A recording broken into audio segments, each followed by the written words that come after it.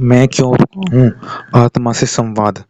मैं जानता हूँ मैं कुछ कर सकता था, दूर जा सकता था, बहुत दूर, पर मैं रुक गया और यह रुकना कोई दुर्बलता नहीं, एक संकल्प था। मैं रुक गया क्योंकि मुझे कुछ अच्छा चाहिए, न केवल अपने लिए बल्कि आप सबके लिए। मुझे लगा यदि मैं रुका तो शायद किसी को शांति मिलेगी, यदि मैं रुका तो शायद किसी के भीतर कुछ अच्छा जाग उठेगा। रुकना मेरे लिए त्याग था, पर दूसरों के लिए यह प्रकाश हो सकता था। गुणों पर जीना। मैं जानता हूँ मेरे भीतर कुछ है, कुछ ऐसा जो अमूल्य है, गुण। मैं उन्हीं पर जीता हूँ। मेरे कर्म मेरे गुणों के अनुसार चलते हैं और यह सोचते हैं कि नई बात मेरे मन में आती है। क्या मैं अपने गुणों से जी रहा हूँ या अपने गुणों पर जी रहा हूँ? तो अपने गुणों पर जिए हम। गुणों से जीना सहज है, लेकिन गुणों पर जीना तपस्या है। गुणों के बल पर चलना और हर कठिनाइयों में उन्हें न छोड़ना, यही सच्चा जीवन है। ज्ञान और ज्ञान की पहचान। मुझे यह भी पता है कि मेरे पास ज्ञान है, पर यह ज्ञान कैसा मिला, कैसे मिला? अज्ञान से। मैंने अंधकार देखा तभी प्रकाश की पहचान हुई। मैंने भ्रमों में भटका तभी सत्य की चाह जगी। मैंने जाना कि मैं जानता हूँ कि मैं नहीं जानता, यही पहली सीढ़ी है आत्मज्ञान की। अज्ञान मुझे चुपचाप सिखाता रहा कि जो कुछ छूटा था वो कितना भारी था, और जो सत्य है वो कितना हल्का, निर्मल और सहज है। अच्छाई के लिए रुकना। अच्छाई एक भाव है, अपने लिए कुछ नहीं मांगती पर सबके लिए सब कुछ देना चाहती है। मैं जानता हूँ अगर मैं थोड़ा रुक जाऊं तो किसी की पीड़ा कम हो सकती है, अगर मैं थम जाऊं तो शायद किसी की आशा बच सकती है। मैं इसलिए रुका हूँ क्योंकि मैं अच्छाई को पकड़ना चाहता हूँ और अच्छाई के लिए कुछ भी करने को तैयार हूँ। मैं रुका हूँ कि जिस अच्छे के लिए मैं करना चाह रहा हूँ वो अच्छा मैं बन या वो अच्छाई मेरे में और श्रेष्ठ हो जाए, जिससे कि मैं उस कार्य को और अधिक कर पाऊँ। उत्साह का ज्वालामुखी। मेरे भीतर एक ज्वाला है उत्साह की, जो कहती है जयो अपने गुणों के अनुसार। वह उत्साह मुझे कहता है तू कर सकता है, क्योंकि तेरे पास वो आत्मिक सामर्थ्य है जो तुझे हर अंधकार से निकाल सकता है। नित्य और अनित्य का ज्ञान। अब मैं जान चुका हूँ कि इस संसार में सब कुछ क्षणिक है, अनित्य है, पर जो कुछ भीतर है वो नित्य है। सत्य, आत्मा, गुण और प्रेम। मैं उस अनित्य से नित्य की ओर चल पड़ा हूँ। इसलिए मेरा हर रुकना, हर ठहराव, हर निर्णय अब एक यात्रा है बाहर से भीतर की ओर। अंत में मैं जानता हूँ कि मैंने बहुत कुछ त्यागा है, पर मुझे दुख नहीं, क्योंकि मैंने बहुत कुछ मूल्यवान पाया है और उसके अग्रसर उसकी राह पर हूँ। मैं जानता हूँ कि मैं कौन हूँ, मैं जानता हूँ कि मैं क्या क्यों रुका हूँ, और यही ज्ञान, यही आत्मबोध मुझे जीने की नई दिशा देता है। मैं गुणों से जी रहा हूँ, मैं प्रेम से जी रहा हूँ, मैं प्रकाश की ओर जा रहा हूँ, और आपको भी आमंत्रण देता हूँ, आओ हम सब भी थोड़ी देर रुके, अपने भीतर रुके, और वहाँ जो अच्छा है उसे जाने। रुक जाना केवल ठहरा नहीं होता, वह आत्मा की यात्रा की शुरुआत भी हो सकता है। ईश्वर ने सूर्य, चंद्रमा, वायु, जल, इस समस्त जगत को कर्म और ऋतु के विधान से रचा है। हमारे जीवन में जो कुछ प्राप्त होता है, सुख, ऐश्वर्य, यश, ज्ञान, वह सब केवल अच्छे कर्मों से ही संभव है। जैसे दिन के बाद रात और रात के बाद दिन आता है, वैसे ही हर कर्म का एक परिणाम होता है। कर्मों की प्रकृति और उनका प्रभाव। जब हम कोई कार्य करते हैं तो वह कार्य अपने आप में एक बीज है, वह धीरे धीरे बढ़ता है और जब वह फल देता है तो वही फल हमारे भविष्य की दिशा तय करता है। हम देखते हैं कि जब हम कुछ उत्तम करते हैं तो उसके प्रभाव से भीतर कोई शुभ गुण स्थायी रूप से बस जाता है। वह गुण हमारी प्रवृत्ति बन जाता है, और जब हमारे भीतर वह शुभ प्रवृत्ति जम जाती है तो वह हम स्वयं भी नहीं जानते और हम उत्तम कार्यों की ओर प्रवृत्त हो जाते हैं। बुद्धि, सामर्थ्य और स्मृति की क्षमता। यह सत्य है कि मस्तिष्क सदैव समान नहीं रहता, कभी वह तीव्र होता है, कभी स्थिर। किंतु जो अच्छे कर्म करते हैं वे मस्तिष्क की गति से परे अंतरात्मा में अंकित हो जाते हैं। फिर चाहे बुद्धि साथ न दे, पर आत्मा स्वयं प्रेरणा देती है, आओ जाओ वही करो जो तुम्हारी। जब वस्तुओं से ऊपर उठती है दृष्टि।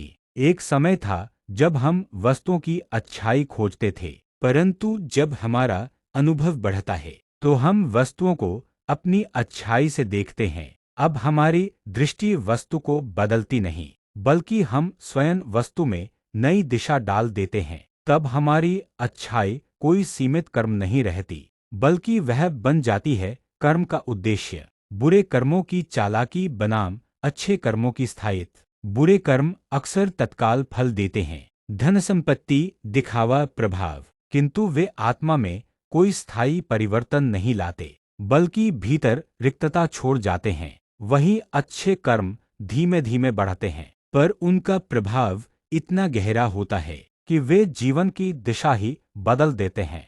वस्तुओं से उद्देश्य तक की यात्रा।